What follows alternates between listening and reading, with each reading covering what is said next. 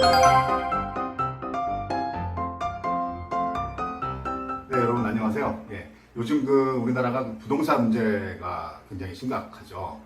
특히 서울 아파트 값이 많이 올라간다고 해서 난립니다. 제가 부동산 전문가도 아니고요. 오히려 재테크나 이런 걸 너무 못해서 좀 탈인데, 그런데 이제 지난번에 제가 국민연금 영상을 할 때 보니까 댓글에 유니바바님 그분께서 부동산 정책에 대해서 좀 다뤄달라. 그래서 제가 부동산 정책에 대해서는 제가 평소에 좀 생각하는 것도 있고, 그래서 우리나라 부동산 정책이 어떻게 가야 되느냐 하는 거에 대해서 한번 얘기를 한번 해보고 싶습니다. 우선 지금 문제가 되는 게 서울 집값인데요. 서울의 집값이 앞으로 오를까요? 아니면 이러다가 가라앉을까요? 예. 아무도 모르는 건데, 저는 개인적으로 지금 정부가 정말 특단의 대책을 내놓지 않으면 당분간 계속 오를 거라고 좀 생각을 합니다. 그 이유가 지금 정부의 대책을 보면 좀 알 수가 있을 것 같은데요. 지난 8월 27일 날 정부가 발표한 부동산 대책을 보면, 첫 번째로 수도권 내 주택 공급을 확대하겠다. 두 번째로 부동산 투자 규제 지역을 확대하겠다. 이렇게 되어 있습니다. 그래서 첫 번째는 이제 수요와 공급을 맞추겠다는 거고, 두 번째는 투기 세력을 막겠다. 이제 그건데요. 하나씩 좀 봅시다. 첫 번째 수요와 공급 문제인데요. 지금 정부는 앞으로 몇 년 동안의 주택 공급에 문제가 없다라고 얘기를 하거든요. 근데 문제는 제가 봤을 때는 어디에 어떤 주택이 공급되느냐 하는 게 중요한 것 같아요. 지금 우리나라 국민들을 보면 어느 정도 이제 여유가 있는 사람들은 대부분 다 아파트를 원하고 있어요. 예, 그런데 우리나라 전체 주택 중에서 아파트는 60%밖에 안 됩니다. 아직까지도. 그런데 이 아파트 중에서 50% 정도는 15년 이상이 됐고요. 한 33% 정도는 30년 이상이 됐어요.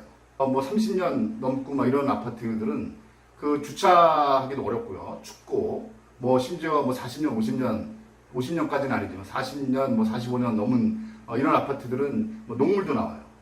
근데 이거를 지금 정부에서, 예전 정부서부터 지금까지 계속 이 재건축, 재개발을 지금 허가를 안 해주고 있어요. 그냥 거기서 살아라, 살던 대로 살아라, 이제 그런 거거든요. 근데 제가 봤을 때는 지금 이런 아파트, 오래된 아파트가 대부분 10층, 12층, 15층 그 정도이기 때문에 이거를 30층, 40층 올려서 숫자를 늘려야 이게 공급이 느는 거거든요. 근데 이런 사람들을 다 나는 새 아파트 살고 싶다 이렇게 원하고 있고, 서울시 내에서는 새로 지을 공간이 한정이 돼 있는데 주택의 숫자만 계산해서 공급에 문제가 없다, 지금 이렇게 얘기를 하기 때문에 요거는 정말 다시 생각해 봐야 하는 거 아니냐. 지금 정부에서 발표한 신규 아파트 계획을 보면은요, 서울 도심에서 출퇴근하기가 어려운 지역입니다. 그러니까 이 지역들은 제가 어디라고 말하기는 좀 어렵습니다만, 남양주, 구리, 성남 그래도 좀 괜찮은 편인데, 전부 다 출퇴근할 때 분명히 이거는 2시간씩 걸립니다. 그래서 대부분 직장은 서울 시내인데 그 외곽에 많이 짓는다고 서울 살던 사람이 그리로 갈까요? 네. 이렇게 해서는 수요와 공급이 맞을 수가 없는 거거든요. 서울 내에서 사람들이 원하는 위치에 더 많은 아파트를 공급을 해야 됩니다. 그래서 기존 위치에 오래된 아파트를 재건축하고 또 동네를 재개발하고 이런 방안을 적극적으로 추진을 해야 이 수요와 공급을 맞출 수가 있는 겁니다. 두 번째, 투기 규제 문제입니다. 지금 정부에서는 투기 세력을 막는다고 양도세를 올리고, 그 다음에 LTV, DTI 이런 거 강화시키고 이렇게 하는데, 양도세만 하더라도요, 지금 양도세를 올리면 얼마간의 차익을 본 사람들이 지금 세금 무서워가지고 집을 팔 수가 없습니다. 그래서 그 사람들은 지금 기다리고 있으면 어떻게 바뀌겠지. 일단 자기가 팔아야 그때 양도세를 내는 거니까. 정권이 바뀌면 뭐가 바뀌겠지. 이렇게 해서 지금 안 내놓고 있어요. 그러니까 이게 지금 더 공급이 더 적어지는 겁니다. 그러니까 제가 봤을 때는 이 양도세는 완화해야지 이 사람들이 집을 내놓고, 그래야 신규 주택뿐만이 아니고 기존 주택이 매물로 나오면서 공급이 늘어날 수가 있는 거거든요. 그 다음에 그 LTV, DTI 뭐 이런 거 이제 올린다 뭐 이렇게 얘기를 하는데 사실은 이게 이제 자기 재산이 얼마냐, 그 다음에 소득 수준이 얼마냐 하는 거에 따라서 대출을 규제를 하겠다 이제 이런 건데, 사실은 제가 봤을 때는 이렇게 하면은 그 재산이 많고 소득이 많은 사람들만 더 집을 사기가 쉬워지는 거예요. 그러니까 진짜로 집을 필요로 하는 중산층의 성실한 사람들이 집을 살 수 있는 기회가 더 막히는 거예요. 이거는 제가 봤을 때 아니라고 보고요. 그렇다면 그러면 이제 투기를 막으려면 어떻게 해야 되나? 예. 제가 봤을 때는 아무리 생각해도 이거는 보유세를 올리는 수밖에 없습니다. 저는 이거를 한 30년 전부터 이 주장을 계속 했는데요. 집, 토지 이런 것들은요, 기존의 어떤 다른 그 모든 재화하고 달라서 이게 유한한 재화이기 때문에 실수요자가 아닌 사람이 소유하는 것을 강력하게 이거는 막아야 된다. 저는 그렇게 주장을 하고 있습니다. 이게 당연한 거잖아요. 네. 예전에 그 미국의 그 1800년대 말에 헨리 조지라는 정치 경제학자가 있었거든요. 이 사람은 개인은 노동 생산물을 사적으로 소유할 권리가 있지만 사람이 창조하지 아니한 것, 즉 자연에 의해서 주어지는 토지는 모든 사람에게 공평하게 귀속되어야 한다라고 주장을 했습니다. 이 사람은 이제 유명하게 그 싱글 텍스라고 해서 토지세만 거두면 된다라고 주장을 했거든요. 실제로 이 헨리 조지의 사상은 뉴질랜드, 호주, 싱가폴, 남아프리카 공화국, 대만 이런 데서 이 사람이 주장했던 거와 거의 유사하게 시행이 되고 있습니다. 그래서 저는요, 1가구 2주택에 대해서는 보유세를 좀 더 강하게 부과를 해야 된다라고 계속 말해 왔거든요. 근데 보시면 실제로 우리나라 주택 보급률은 100%가 넘어요. 그러니까 우리나라 전체 가구 수보다 주택 수가 더 많다는 건데요. 근데 이거는 그게 중요한 게 아니죠. 그 주택 자가 점유율은 57% 정도 돼요.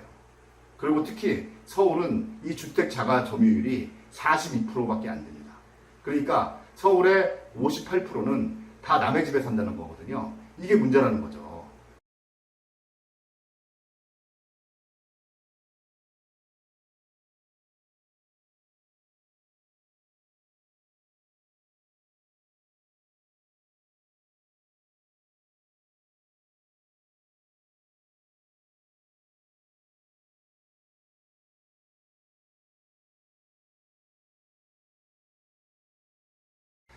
그래서 저는 생각을 해봤는데 1가구 2주택까지는 그래도 좀 봐줄 수가 있다라고 생각을 해요.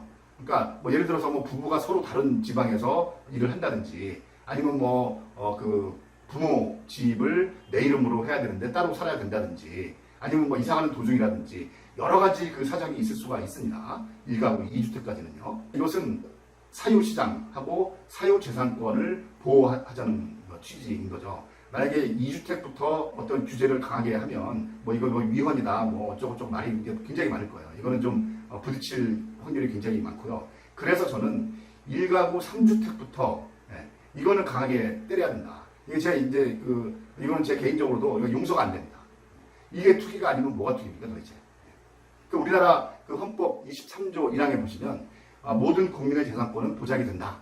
그 내용과 한계는 법률로 정한다. 이렇게 되어 있고요.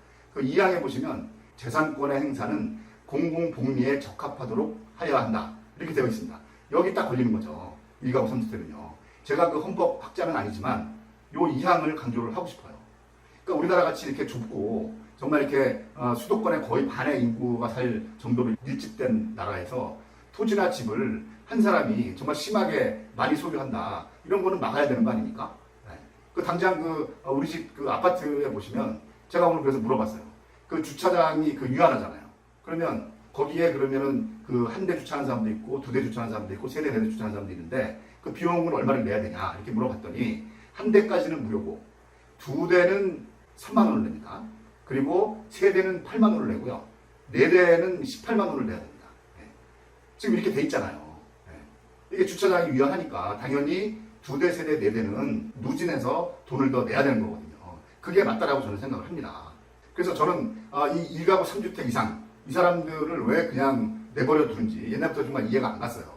그래서 2005년도인가요? 그때 그 노무현 참여정부 시절에 종부세를 만들어서 그거 실행을 했잖아요.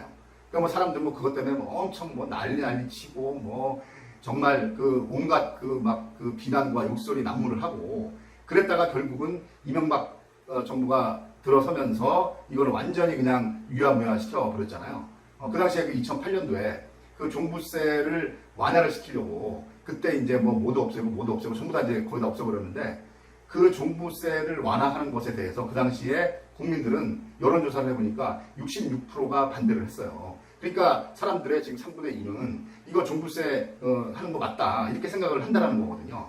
근데 그거를 그냥 그 이 정치하는 사람들이 밀어붙여가지고 국회에서 그냥 그 종부세 완화하는 개정을 그냥 통과시켜버렸잖아요. 근데 이런 게 문제라는 거죠. 이걸 지금 다시 살려야 됩니다. 그리고 우리나라 보유세가 뭐 높다 이렇게 말하는 사람들이 있는데요.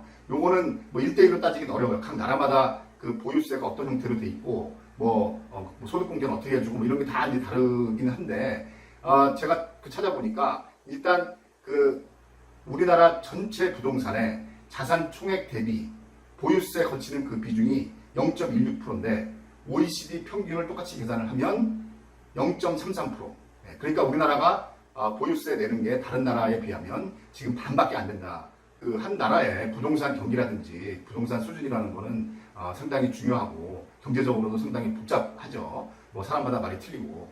그래서 근데 그 부동산 시장이 그렇다고 해서 이게 완전히 지금 수준에서 이렇게 떨어져 버리면 그거는 좀 그것도 문제예요, 사실은. 그래서 우리가 잘 아시지만 2008년도에 그 미국의 그 서브프라임 모기지 사태로 인해서 결국은 그 리만 브라더스가 망했잖아요. 그렇게 되면 이 온 나라의 경제를 위협을 할 수가 있는 거거든요.